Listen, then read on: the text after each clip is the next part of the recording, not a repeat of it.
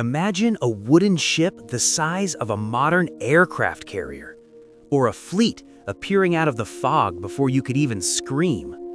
These aren't myths.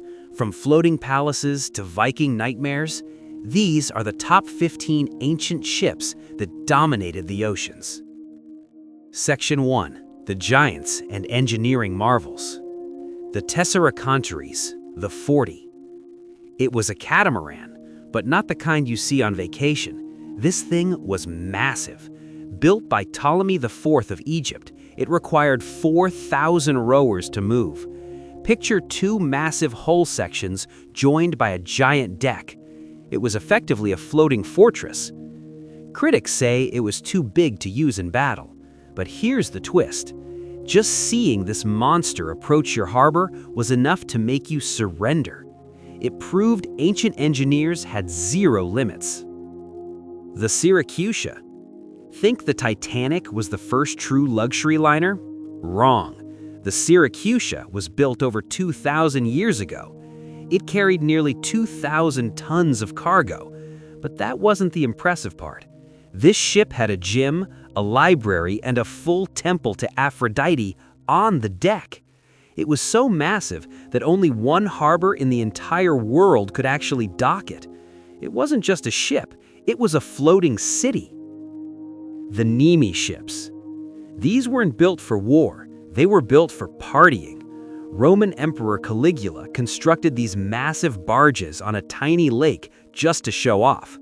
They featured real marble floors, plumbing, and heated baths. Divers found them in the 1930s and were shocked. Why? Because the hull used ball bearing technology that we thought wasn't invented until the 1500s. Complex, beautiful, and completely over the top.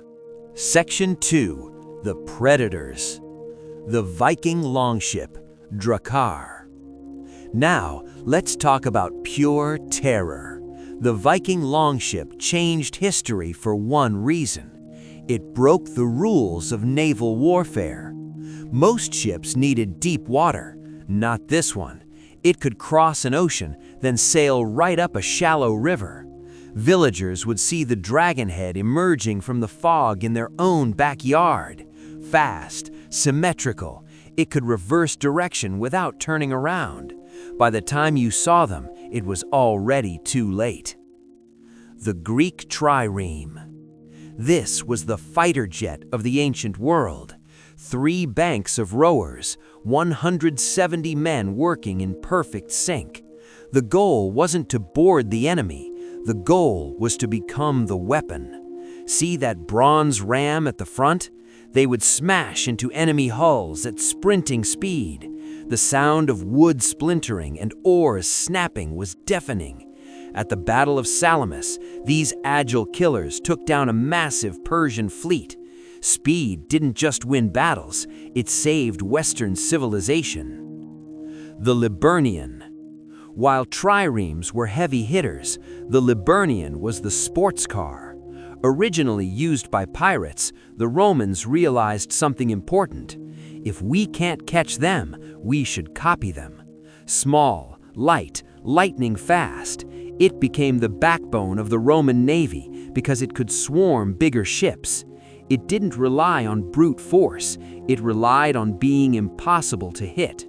Eventually, these little ships became the standard police cars of the Mediterranean.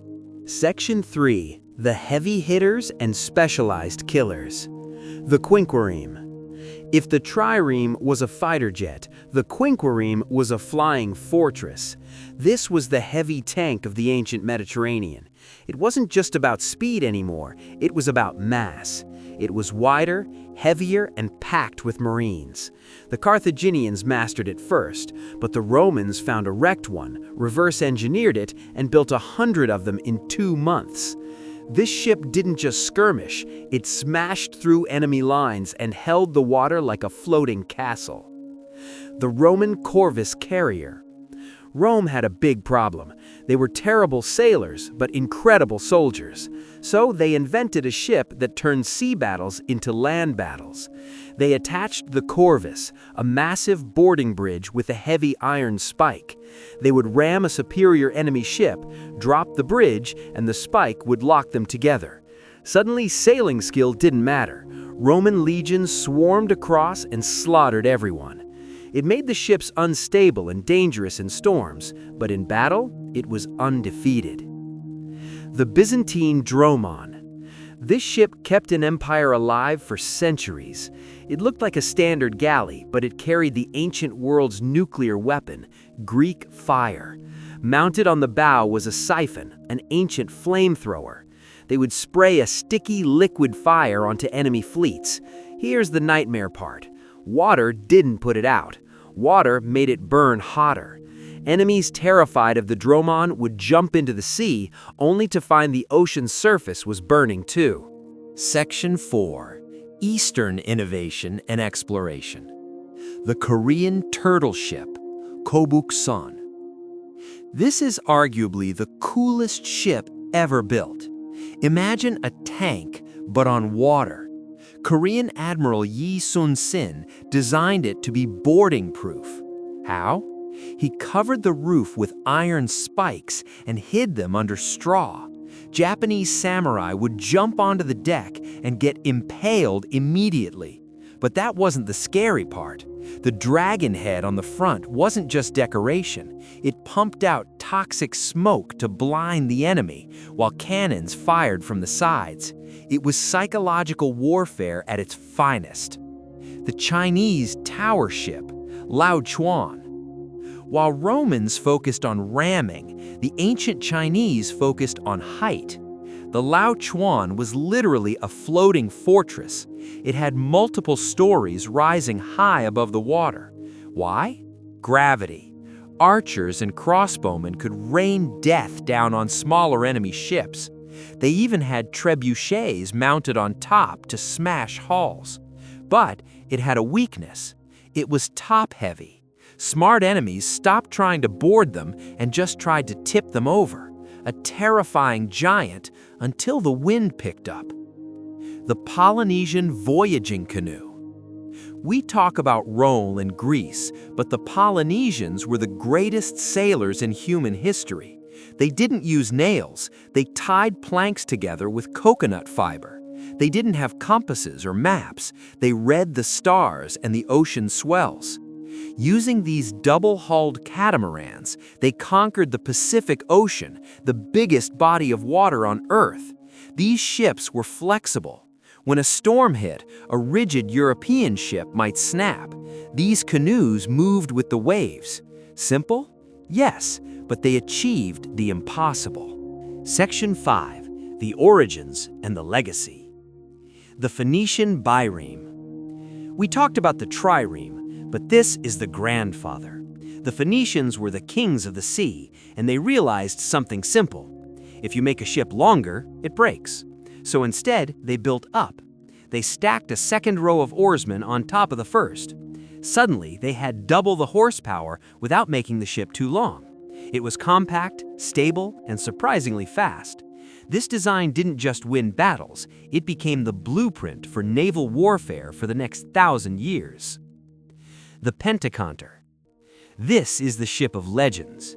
When you read about the Trojan War, Achilles, or Jason and the Argonauts, this is what they were sailing. It was raw and primitive. 50 men, 50 oars. No lower decks, no protection. Just a long, open wooden spear cutting through the water.